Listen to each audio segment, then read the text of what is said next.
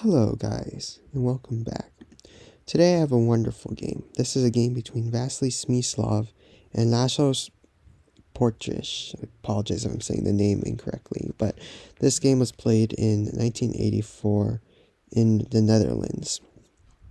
So Smyslov had the white pieces and he starts the game with d4. We had d5, c4, and e6. So we entered the queen's gambit declined. Knight c3, bishop e7, knight f3, and we have a couple of more standard moves.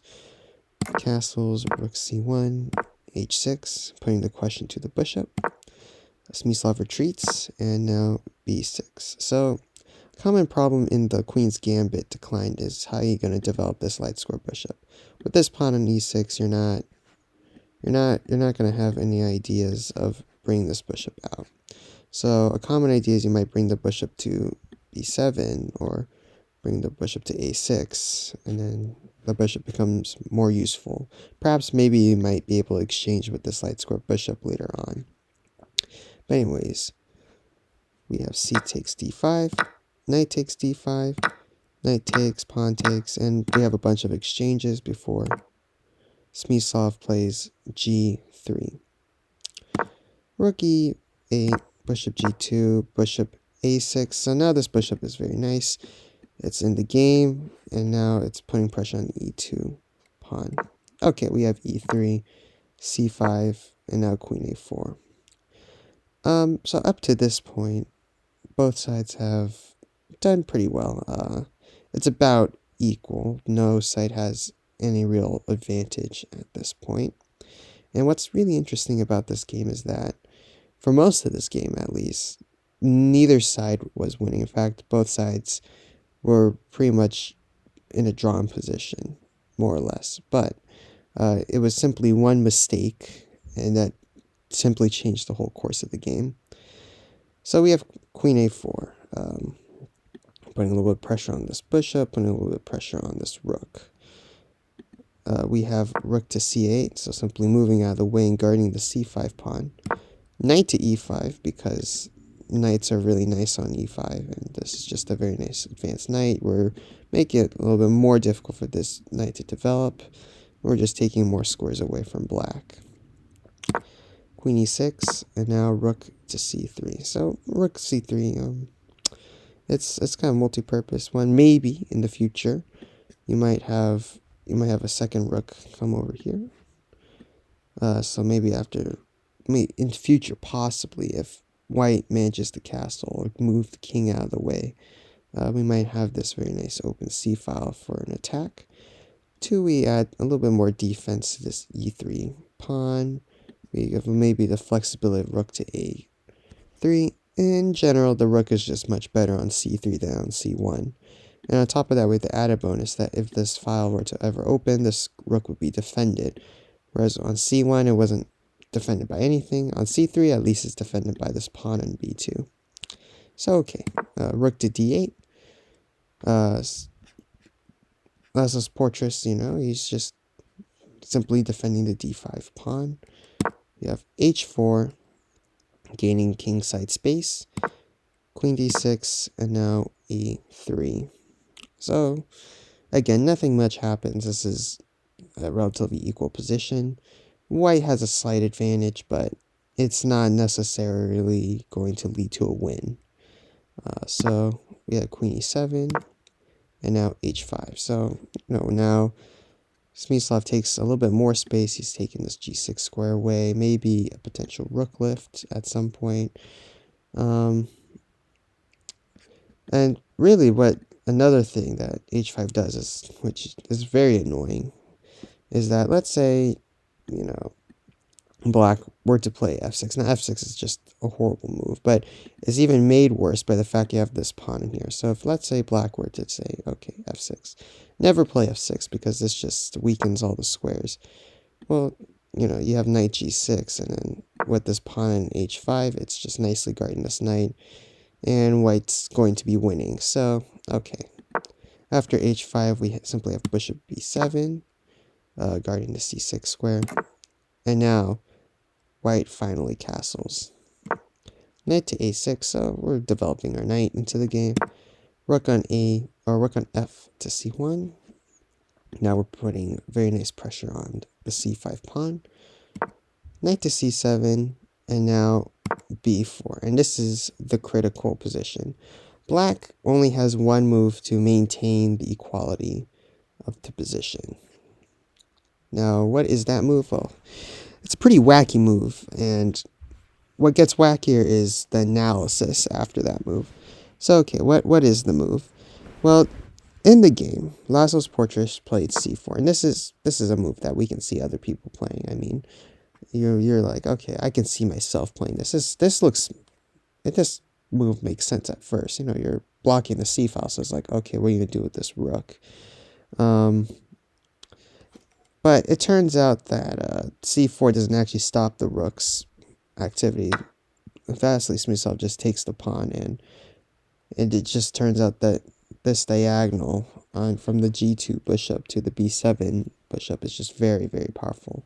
This h1 to a8 diagonal, and especially the play on the light squares, was really the downfall in this position.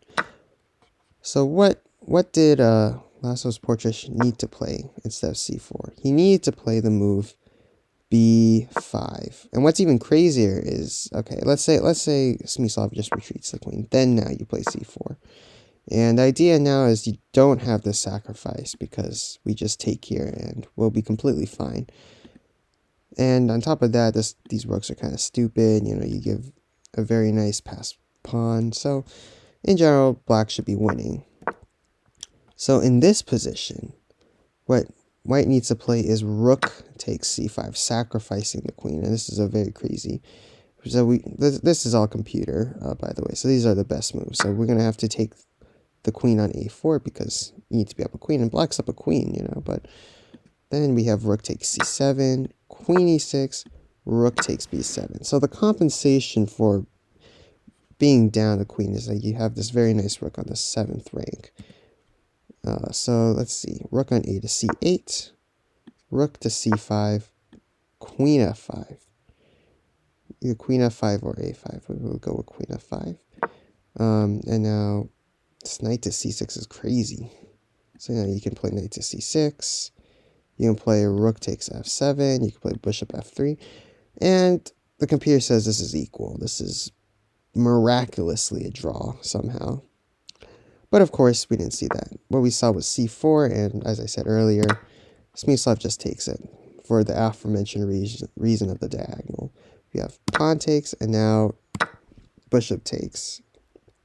Okay, so white is winning, but you know, if black plays b5 now, right, well, he's supposed to play before, I mean, white would still be winning. It's just that after b5, queen a5, black will be okay, to say the least. You know, you have to play queen e6, and then you simply play a4, and okay, the position is holdable. But we didn't see that. After bishop takes b7, he doesn't play b5, he plays rook to b8, and this is just a horrible blunder. So you can probably tell this is just kind of forking distance. I mean, you got this rook here, and if you just had a knight here, everything will be forked. This a7 pawn's hanging, so for those reasons, this rook to b8 just collapses black's queen side. We have knight to c6 because that's a fork, and if you can fork, why not? Queen to e8, and now queen takes h7. And look at how powerful this position is, right? This queen's on the 7th rank. This pawn's weak. This pawn's weak. And on top of that, you're going to lose a rook back. So it's just a very bad position. And if we just even compare, I mean, look at this. You know, just look at this knight. You know, where's this knight going, right? This knight's kind of useless on c7. It's not doing much. This rook, pretty bad. This rook is also arguably also pretty bad. So it's just much harder to play as black in this position. But okay, he continues on. Now he plays b5, but b5 is just too little too late. We have takes, and now bishop c6, and is in this position that Lajos Portisch resigned the game. Now, why did he resign? Well, Well, first, okay, let's start off with the obvious move. Queen takes c6 doesn't work because I take here, and black can resign here. If, let's say we just move the queen out of the way. Let's say queen to d8. Right, simply trying to guard this and this. Well, the issue is that white being up 2 pawns is too much. What white can play is a4. And it's a very simple plan. We're going to play a4 if you take. I can just very easily, just a very simple move, take. Now we're going to play b5, play b6 at some point, take this pawn at some point. And, okay, you know, maybe it's not immediately winning for white, but Vasily Smyslov is just very good at his endgames. He's the endgame virtuoso, as you may or may not know. And Lajos Portisch just doesn't have any counterplay. That's pretty much the worst thing you can possibly have. There's just nothing for black to do in this position. So yeah, black resigned, and it's a very nice game. What I like about it is the fact that it's very realistic. Most of the game was just mostly a draw-ish position. It was just that one blunder really ruined black's position. And you can kind of see how Smyslov exploited that immediately, moving his pieces in. So, yeah. Thank you for watching, and I'll see you next time. Thanks. Bye.